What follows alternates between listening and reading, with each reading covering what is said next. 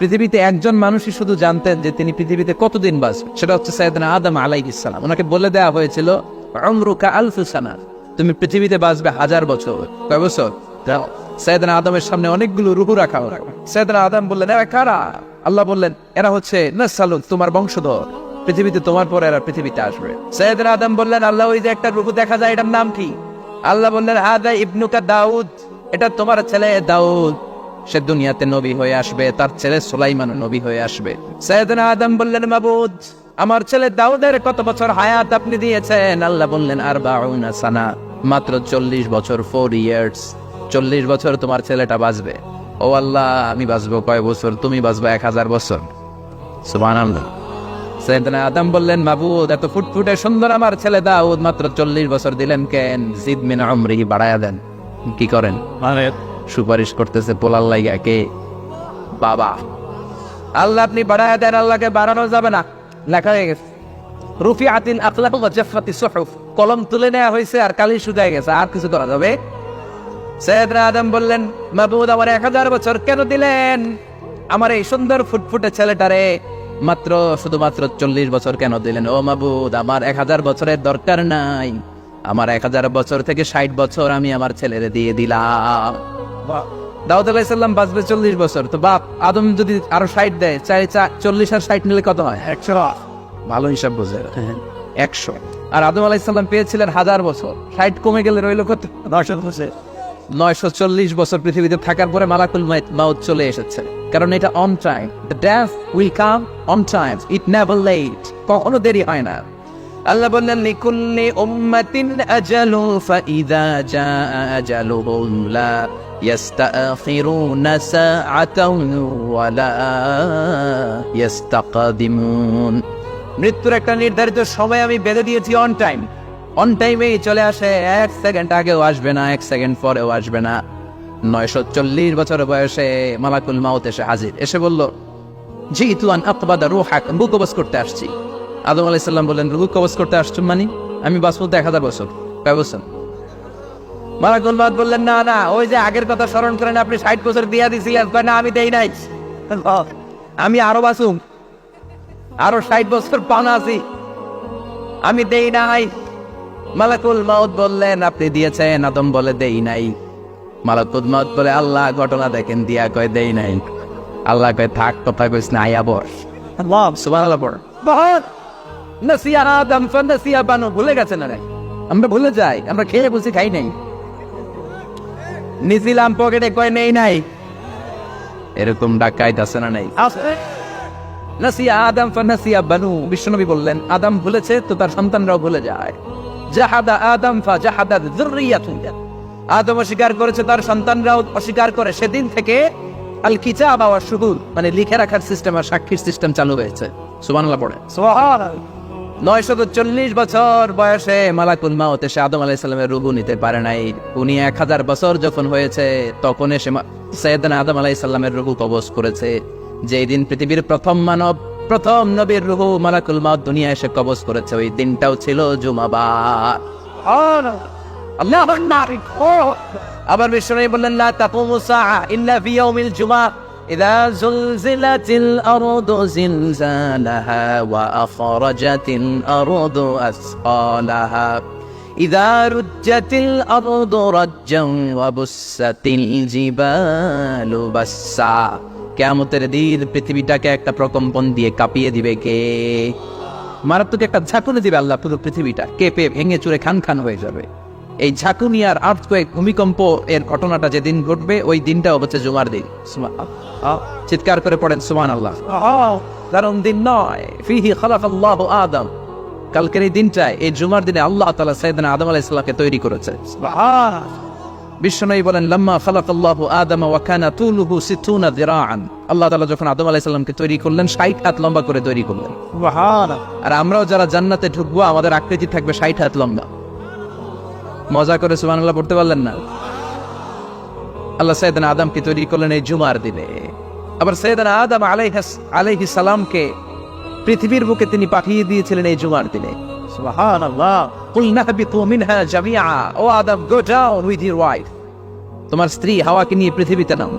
সাইয়েদনা আদম আলাইহিস সালামকে আল্লাহ তাআলা পাঠিয়েছিলেন শ্রীলঙ্কার একটা পাহাড়ে, অ্যাডামস পিক। ওখানে ঐতিহাসিকভাবে প্রমাণিত, এটা হাদিসে নেই, কুতুবুত তারিখে এসেছে।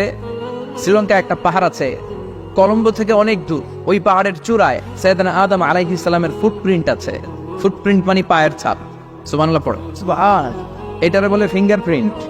এটারে কি বলে? ফিঙ্গার পায়ের গুলারে প্রিন্ট।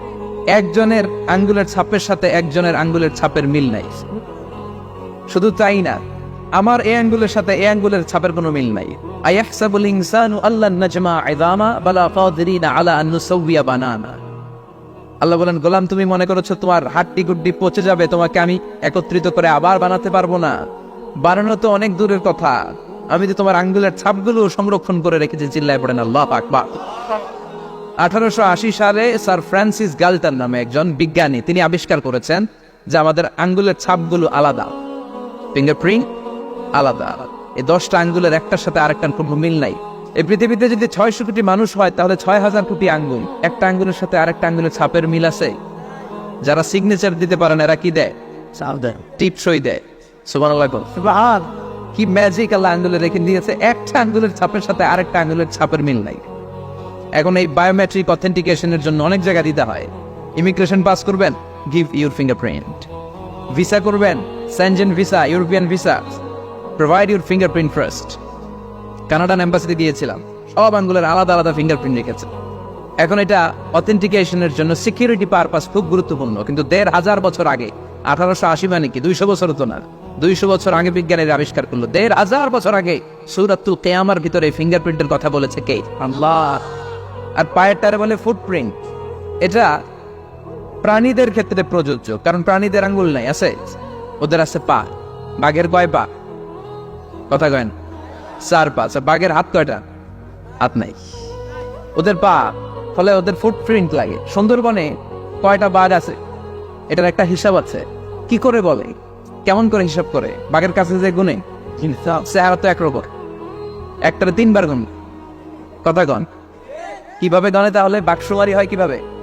ফুটপ্রিন্ট, পায়ের ছাপ। একটা বাঘের পায়ের ছাপের সাথে আরেকটা বাঘের পায়ের ছাপের কোনো মিল নাই।